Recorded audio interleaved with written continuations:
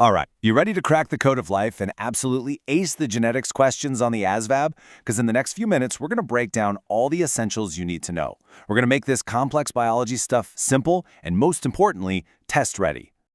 You ever just stop and wonder, what makes you, well, you?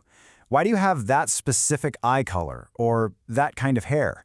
Well, it all comes down to your own personal genetic blueprint. And guess what? The ASVAB fully expects you to know how that blueprint works. So let's dive in, starting with the big idea that makes it all possible. First things first, we gotta understand the big picture, right? The one single idea that all of genetics is built on: heredity. So what is it?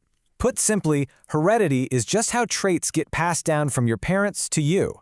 It's the whole family resemblance thing. It's why you might have your dad's nose or your mom's smile. Understanding this simple concept is, believe me, the first big step to mastering genetics for the ASVAB. Okay, so how is all this information actually stored? Let's stick with that blueprint idea. Imagine it's a massive, super detailed plan for building, well, you. We're going to start with the big folders and then zoom way into the tiny little instructions written inside. So at the highest level, the big organizing folders, we've got chromosomes. You can think of these like giant filing cabinets inside every single one of your cells, just keeping all of that genetic data neat and tidy. And here's a key fact you gotta remember for the test. We humans have 23 pairs of them. Okay, so if chromosomes are the filing cabinets, what are the files inside actually made of? That, my friend, is where DNA comes in. DNA is the super long, tightly coiled material that everything is written on. And that famous double helix shape? Yeah, it's not just for looks. It is one of the most efficient and incredible data storage systems in the entire known universe. No joke. And now we zoom in one last time to the actual words written on that DNA scroll. These are your genes. See, each gene is just a specific little chunk of your DNA that gives the instructions for one particular thing. Like eye color, hair texture, or height. They are the literal lines of code in your biological program. All right, so we've got the blueprint and we've got the instructions. But how does your body actually decide which instructions to follow? It's not always as straightforward as you'd think, and you can bet the ASVAB is going to test you on the rules for how these genes actually show up. So first up, we need to talk about alleles. Now, this is pretty easy to get. If a gene is the instruction for, say, eye color, then the alleles are just the different versions of that instruction. So you might have an allele for blue eyes and another one for brown eyes. For every single gene, you get two of these, one from each of your parents. Make sense, right? Now this is where it gets really interesting. How do these two alleles you get from your parents actually interact? Well, some of them are dominant. You can totally think of these as the loudmouths of the genetic world. If a dominant allele is there, it's the one that gets expressed, period. Recessive alleles, on the other hand, are a lot quieter. They only get a chance to show themselves if they're paired up with another quiet recessive allele. You need two copies for that trait to show up.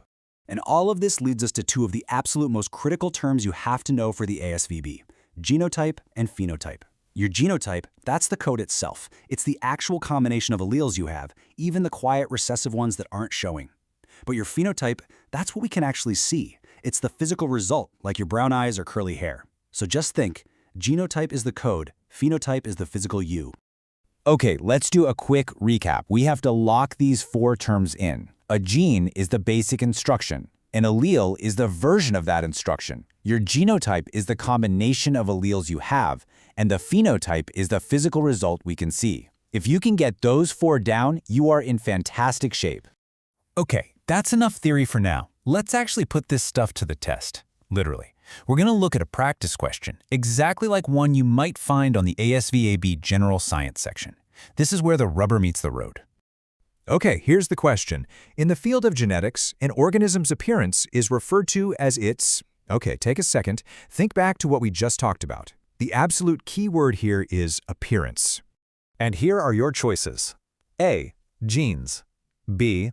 Alleles. C. Genotype. And D. Phenotype. Now, which one of those refers to the physical, observable characteristics of an organism? All right, let's walk through this using the process of elimination. It's a great test-taking strategy. So A, genes? Nope, that's the basic instruction, not the appearance. How about B, alleles? Nah, those are just the different versions of the genes. And it can't be C, genotype, because remember, that's the underlying code, the blueprint itself, not what it looks like when it's built. So that only leaves one option standing that perfectly describes physical appearance, and that's D, phenotype. If you pick that one, congratulations! You just nailed a classic ASVAB genetics question. And look, the official definition backs us up 100%. An organism's phenotype is the expression of the alleles, or, in other words, its appearance. Knowing that one definition, that single distinction, is the entire key to getting this question right. So when all is said and done, what's the one thing you absolutely have to burn into your memory for test day? Let's boil it all down to its simplest form. It all comes down to this one simple analogy. And if you remember this, you're golden. Your genotype is the architect's blueprint for a house. The phenotype is the actual physical house that gets built, the one you can walk up to, open the door, and see with your own eyes. If you can just remember that simple difference, blueprint versus building, you're going to be in great shape for any genetics questions the ASVAB throws at you. And hey, let me leave you with one last thought to chew on. Your genetic blueprint. It's not just a strict set of rules for who you are today. It's more like a massive library filled with possibilities, holding all sorts of traits and potentials that you might not even see right now. So maybe the real question is, with a blueprint that vast, with that much potential written into your very code, who will you decide to become?